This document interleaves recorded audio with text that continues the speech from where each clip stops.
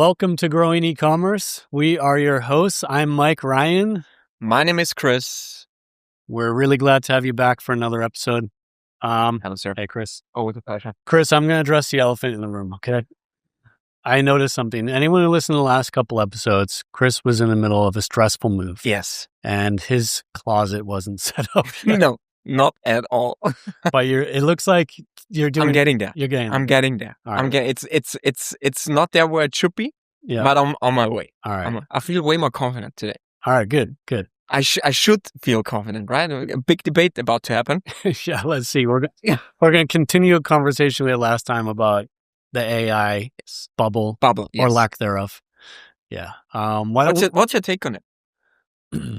For the ones who didn't listen the last time, because we kind of did an intro to make a statement where we are at. Yeah. Did you change your mind, or are you still... Well, there are so many dimensions to this, and no one has a crystal ball, and I'm always Mr. Nuance, so, let's be nuanced. But like, Chris, this is the stuff, I think a lot of AI attention has been directed at like work replacement, topics like this, productivity gains, all kinds of stuff. Recently, Salesforce said they let go of 4,000 customer service roles. But let's see where that goes, because who was it? Was it Klarna who did the exact same thing? Yes. And then they had to backtrack it massively. Yes. And so I'm always wondering about this. And in general, I think a problem that we face... Wow, we're zooming out here. Hold on. Let me try to keep this brief. But, productivity has been flat for the past couple decades, despite the boom or maybe because of the boom in software and like all kinds of productivity software. There's no shortage, and yet productivity is kind of flat. And meanwhile, we have like this aging population, and we need productivity to increase. In order to keep our growth levels. It would actually be, people worry about job replacement, but actually AI, I would love to see it boosting some productivity. But this is one of the biggest reasons why I'm a bit bearish, is we haven't seen this, and it's always like, well, the next 6 months or next year. And I've heard that for a couple of years now, or a few cycles. And maybe it's really true. We don't know. But I'm just kind of, that's what I'm missing is the bigger impact here, Chris. A strong statement, which I don't really want to fight, because what we see at a very small scale, and I think you can agree on it, in or with our company, is we're roughly 100 people. We want to be an AI first company, which I think we truly are, but we see it on a daily basis that these low-hanging fruits we thought are like everywhere with AI, they are not that low-hanging. I give you that. I think AI is not that easy to be implemented to really have a massive ROI impact or productivity impact right away. I give you that. I think it's harder than expected. Some big companies have to crawl back to their old ways of work because they were too bullish. I give you all of that. Where I'm coming from, and that's why you're absolutely right in your statement that there are so many nuances to it. What is a bubble? How do we define a bubble? I'm rather coming from the financial perspective. Yeah. Are we in the midst of a financial bubble? Is the AI dream way overinvested, and is it about to burst? And I think we are not even close to that. And I have some facts with me, which I think we can discuss from a financial perspective. And we can then jump back to the operational layer of this whole AI question. But from a financial perspective, for instance, the last bubble we really had was, I think, 2000, the dot-com bubble. The Standard & Poor was trading at a price-earning ratio of 25. 32, sorry. Standard & Poor is trading today at the 25. So just from that very meta level, 30,000 feet view, I think that there's not that much overinvestment going on. And I mentioned it the last time. This whole AI game is now driven by fundamentally sound companies, right? We have Microsoft, we have Apple, we have Google, we have Tesla to a certain degree. These are companies which are fundamentally sound. They are not overvalued. We can discuss about Tesla probably, but if you look at Nvidia, Microsoft, these are fundamentally financially sound companies which have a massive capex, going into AI. Yes, they do, and they have. But the companies which are driving this AI game are way healthier than, for instance, the last big bubble we had in the early 2000s. This is one thing why, just from a financial perspective, I think it's not the prototypical bubble to look at. And I think we are just at the beginning, because the return on invest gains, they will come. That's what I really, really believe in. One thing which I give you, also from this financial perspective, where I think even the big companies have to be a bit careful. I had a look at, this is quite interesting, at the CapEx to EBIT ratio for the biggest companies of the Standard & Poor, and that rose from 0.5 to 1.3. Yeah. So the companies are investing way more into something where we not fully know how this will play out, which is the AI vision. And I think that there might be some risk that some companies are slightly over-invested and the return on invest gains are not coming immediately. Yeah. But again, the companies which are driving the AI game are so fundamentally sound that I just don't see a bubble from a financial perspective. Mm. What's your take on that? I mean, I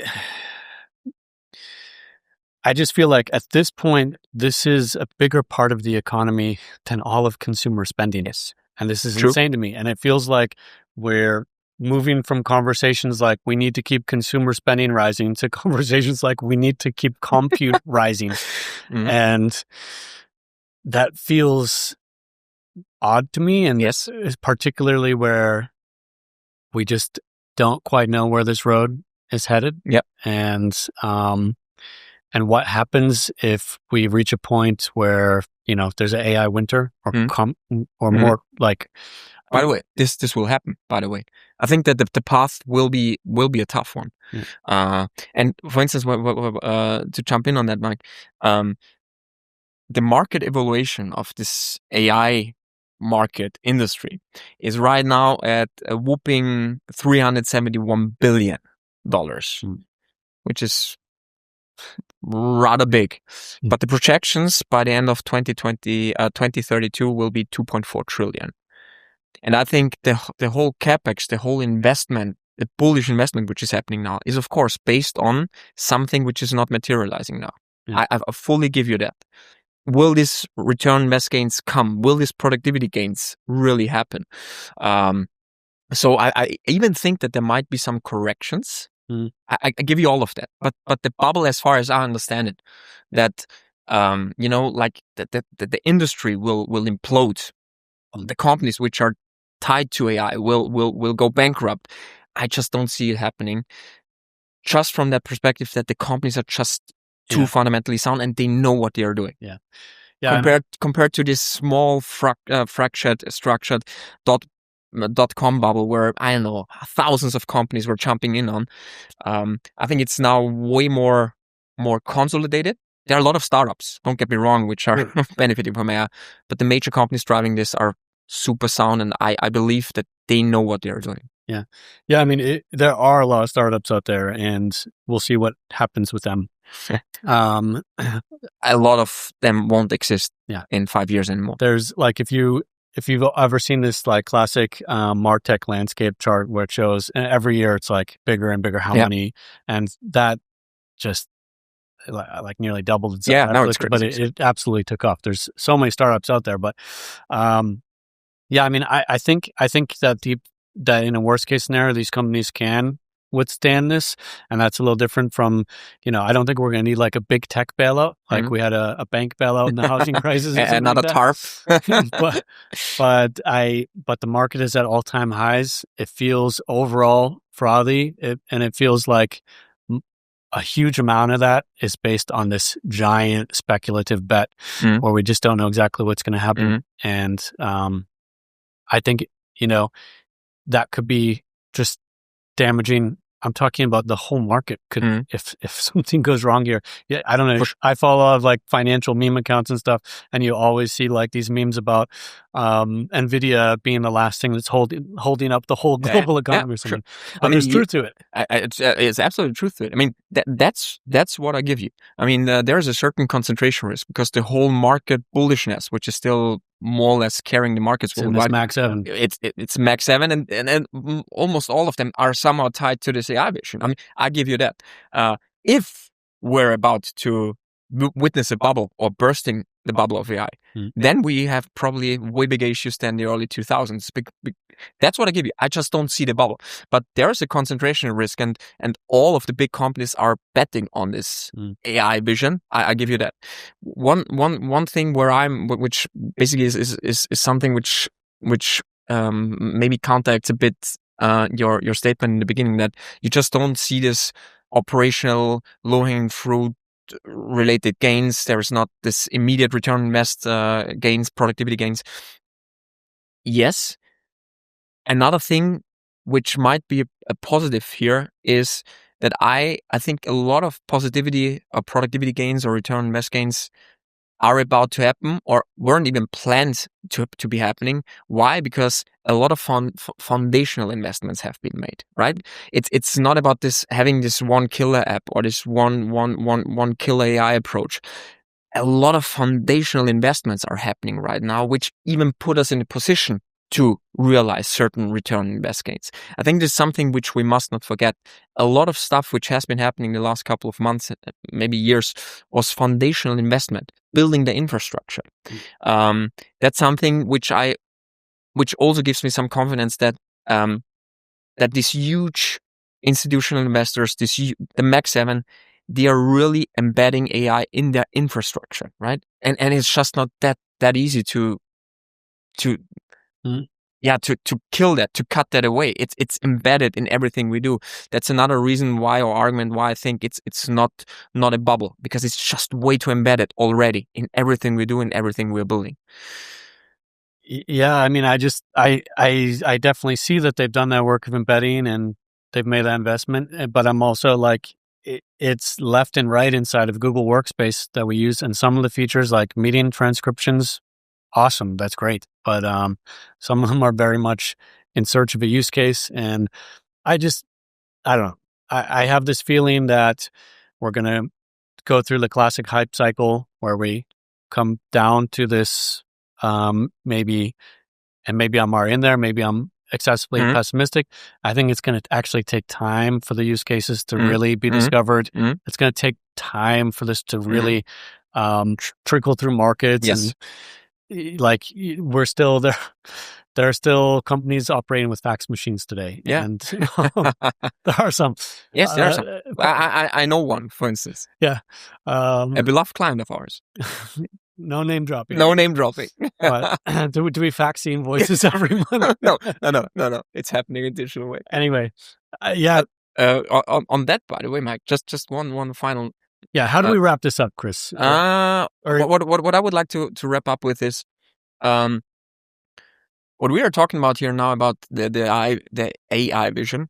It's very much tied to the digital world. One thing which is, I think, hardly priced in is what is going to happen with AI in the physical world, in the real world.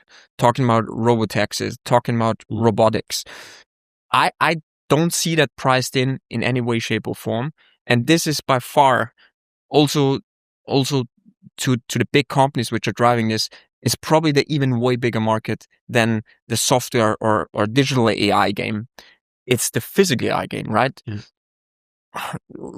I'm not envisioning an AI robot scenario. Yeah, might happen, but I think we are about to really have a massive disruption in what AI can take over in our real physical world, and that game is not priced in at all. So I think there's way more leeway. You couldn't convince me, Mike, honestly, that we're in a bubble. What I give you, however, is that these immediate return on invest cases, which I think everyone envisioned, I think it's not that easy. I think way much work have to be put in to make AI really a valuable asset. But I believe in this is the next big thing for mankind, and I think also from a financial perspective, we're just at the beginning. Yeah. Well, let's leave it on that note. We'll leave it on that. I'm going to give you the final word on that. We will talk about that again, maybe in 1 year. We know more about that. or after the biggest financial shock in human history. Yeah, but I won't show up. Exactly. Either in a year from now, there will have been the biggest financial shock in history, or I'll be saying, Chris, it was another bleeping year went by, and more promises deferred. And yeah, we'll find out. Yeah. Well, let's move on. A quick follow up from topic we discussed in a past episode. We're talking about how Amazon left the Google Shopping auctions. You have some insights here. Yeah, more insights. Exactly. So they returned everywhere except the US. And as of time of recording, that remains true. But what I want to talk about, because the big question is kind of, so what? What's the impact? There had to be an impact, Mike, please. There had to be an impact, right? Yeah, it had to. What if I told you? Come on. There wasn't. Come on. I mean, in a way. No impact? Basically nothing. I mean. How? Tell me how. But there wasn't really impact when they left. And so maybe in some strange way, it makes sense that there wasn't such an impact when they came back. That's a consistent statement. Yeah. But I Still just surprising. I just felt like, Google Shopping's largest advertiser turns off all their ads overnight. There should be a huge shock to CPCs. 1000%. There wasn't. But then you think, okay, well, maybe when they return, Temu's not going to necessarily yield the ground, and then it must apply price pressure on this side. So what if there was no dip when they left, but now there's a step up? But I don't know. It could be a flaw in my methodology here, but I have the feeling that this will bear out in conversations, in real world conversations, because that's what happened last time. Last time I looked at the 7 days after the change, after they turned off their ads, and I took, Monday, Tuesday, Wednesday, however, and I compared them to the median of that given weekday, year to date, to see how this varies or doesn't vary from a typical Wednesday. And there was no variance. And now I applied the same methodology. I compared the 7 days after to their year-to-date medians for that day a week, and it's the same thing. It's crazy. And last time that proved to be a pretty okay methodology, because what we heard time and again from advertisers is that nothing changed. And we heard it from other sources as well. It didn't seem like there's a huge impact, or as much as expected. So I don't know how to account for it. Just to paraphrase what you just said, because I think it's worth, we will monitor this data anyway, ongoingly, but just to paraphrase what you said, the probably biggest e-commerce player, I mean, we don't have stats, but I think Amazon is probably the biggest Google ad spender there is. Yeah. Probably. Yeah, I think so. They abruptly leave the auction and they come back basically in all of the markets within a day. Yeah. And there's no shock to the system. So all crucial KPIs, impressions, especially CPCs, there's nothing crazy going on that you might have a story to tell that, yes, this is the day where Microsoft shut it down. This is the day where Microsoft activate again. Yeah. You don't see anything there. Correct. And I mean, this is shocking too. It's weird. I mean, it could maybe it just speaks to the amount of control that Google has over this fully automated system. Yeah, we should talk about that. That they're able to somehow absorb this or modulate it, or what should have happened? Well, let's see. Amazon exits the auction. What should have happened according to your? I would expect a system shock. Basically, there's all of a sudden there's a huge amount of ad inventory available. And, the question is, how does that, basically that demand, how does that match up with the advertiser supply levels? In principle, if there's enough latent supply, like latent budget, unspent budget, that's sitting there ready to spend, and these are limited, really, they could flow into and compensate. They could flow in and compensate for that, but not a 1-to-1 ratio, because there was a reason why this demand was latent, because they weren't willing to bid as high as maybe Amazon. Exactly, it was suppressed somehow. So the bottom line is, we would have expected some dip in the CPC. Well, there's I don't want to put you on the spot here, but I think this is the interesting question, right? No. We would have expected that. And I mean, you mentioned that they couldn't have held that spot because they weren't bidding high enough or whatever. It can also be because Google looks at multiple factors, not just the bid. It's not just purely an auction. I know. They are also looking at the predicted click-through rate and stuff like that. Quality of the website and Amazon is very strong on on pricing, on delivery. They've got their reviews in order, all their review data, and these are all things that additionally could support their dominance in addition to that. And so it could also be that the bids were high enough, but Amazon was winning purely on a quality score basis. I know. That's one hypothesis, but there had to be massive latent. Massive latency, yeah. And one thing which this is probably the weirdest thing to me, because I can't drop any names, but we are working with a very big book retailer, and a couple of years ago there was also a shock to that very specific industry when Amazon they were basically shutting down their ads in one specific country, their shopping ads back in the days, and they basically activated it again. The shock to just the auction environment in this industry of books, mate, you can't imagine. You can't imagine. It fucked literally everything up. Every crucial KPI of this very big book retailer changed immediately when Amazon entered the auction again. So it feels very weird to me. We talked about also that this impression pike again. So Amazon activated all their campaigns and like they were never out.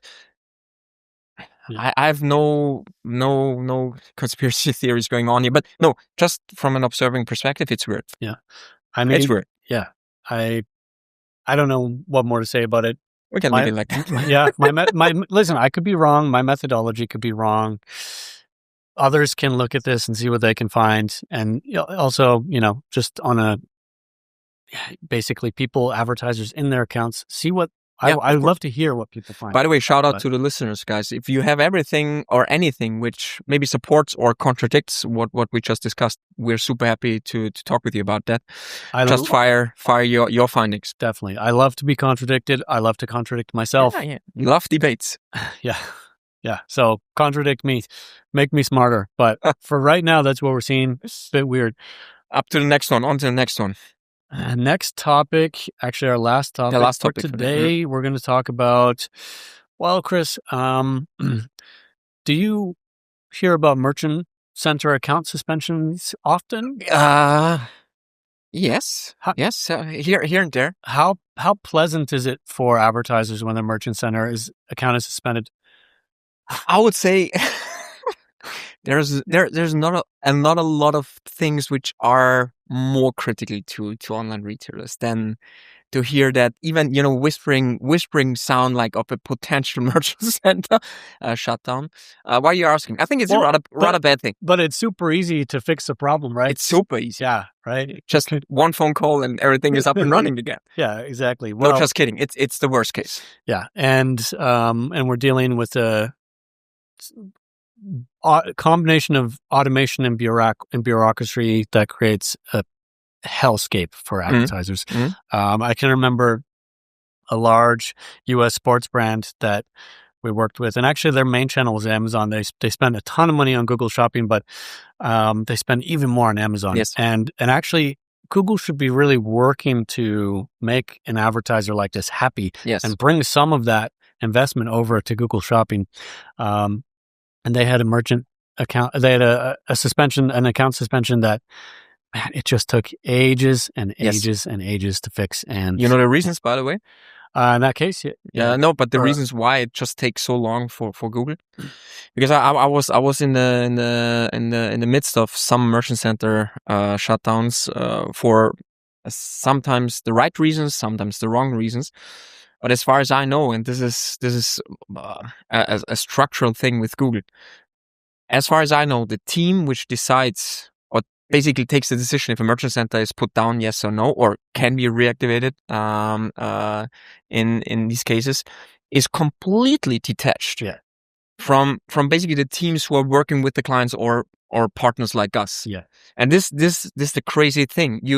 Because the teams which are supporting the retailers, of course, they do everything they can, but it's structurally completely detached. And maybe there's good reason for that, because this case that I'm just talking about, actually, that's a conflict of interest. Like Google, it would be in their financial interest to look the other way or wave this through. Like in that particular case, I think the suspension was erroneous, and that's why I mentioned it. But on the, I agree, they're isolated, they're structurally isolated, but I also think there's a tremendous backlog, and we're about to talk about some numbers here. And also, I think that then there's a huge amount of individual variance that comes in. There's a lot of judgment involved, and yeah. But I want to give you some. I want to give me some numbers. Yeah, drop some numbers on you, because Google, like all large platforms, large online platforms in Europe, they're required by the DSA to share moderation data with Europe and Europeans daily. And we talked about some of that data in an early episode. We were looking at content moderation on Meta. So this is that same database. What I noticed back then, and I've been meaning to circle back to it, is that Google Shopping is the most heavily moderated platform in Europe. And I think we can probably say in the world. I think I don't know, maybe it's different. I won't make any jokes about China right now, but in the Western world, probably the most heavily moderated platform that there is. And just to put that in context, the second most heavily moderated platform, any guesses? Has to be Amazon. It's Amazon, that's right. And also a vast quantity of products and sellers and yeah, of course. So it's Amazon. Yeah. So it's very faceted, and you can understand how this loans itself to having a lot of moderation. But Google Shopping is about 7 times more moderated. 7x? 7x. Compared to Amazon. So holy shit. The question is, we'd have to look at their volume of merchants. Do they have 7 times more merchants, or? That's what I wanted to ask. So the 7x sounds, honestly crazy to me. Anyway, but which indications could we look at that the 7x might be okay? Yeah. What is it? Number of products? Number of merchants on the platform. Number of merchants. I would say so. Yeah, but we can look this up maybe. This makes sense. If there's any data available, but 7x to Amazon. Yeah. I mean, when we consider the amount of unmoderated bootleg products and knockoffs and all kinds of stuff that's on Amazon, that I think is it doesn't sound okay to me. I actually think that Google is running a tighter ship than Amazon. Yeah. I think this plays certainly into that. Yeah. Well, do you have some numbers? How many? So what this means in practical terms, in Europe, there are between 30 million and 70 million products every single day that receive limited visibility due to policy violations, real or perceived. And this results in, let's get back to the lead here about your account being suspended. Well, there are 13.8 on average, 14,000 account suspensions every single day in Europe. Every single day? On Google Shopping, yeah. And so that's why it might take you a while to hear back. Wow. So maybe it's not about the structural separation of the teams. Just there are too many. Just too many to handle. Yeah, I mean, they also have stats about the level of automation, both in detection and decision making here, and 99% of detection is automated, more than 99%. Fair enough, which makes sense. But to reactivate it, you basically have to go through the team. Yeah, and if you have 14,000 a day, can you imagine? It's insane. By the way, what would be very interesting from a shareholder perspective, I don't have any Google shares, but how much ad spend is basically, what's the missed opportunity here? Yeah, there's an opportunity cost to that, for sure. And the question, and again, is of course, how many of these 14,000 are suspended for the right reasons and which are the wrong? I for sure, all the account merchant center suspensions we faced with our clients, most of them were for the wrong reasons, honestly speaking. Yeah. So that's a stupidly high number. Yeah. Didn't expect that. It's a lot. And by the way, about the decision making, 62% of decisions are fully automated. Fully automated. But that leaves, and there's pros and cons to this. I mean, it leads a lot of decisions to be made by humans. I hope it's solved by AI in the near future. Yes, we're going to make better decisions. But let's see. I don't want to commit too much. You got me, Chris. You got me. I think that's going to be our final word. Final word. Christian Scharmuller got me. No, I didn't get you. I enjoyed the podcast, however. Me too. Thanks. It was a pleasure again, mate. Thanks for chatting with me, Chris. All right, that's another episode of Growing E-Commerce. This podcast is brought to you by Smarter E-Commerce, also known as smec. You can learn more at smarter-ecommerce.com. As always, please leave a review, leave a rating, recommend us to friends. Helps a lot. Thanks for listening, and we'll see you next time.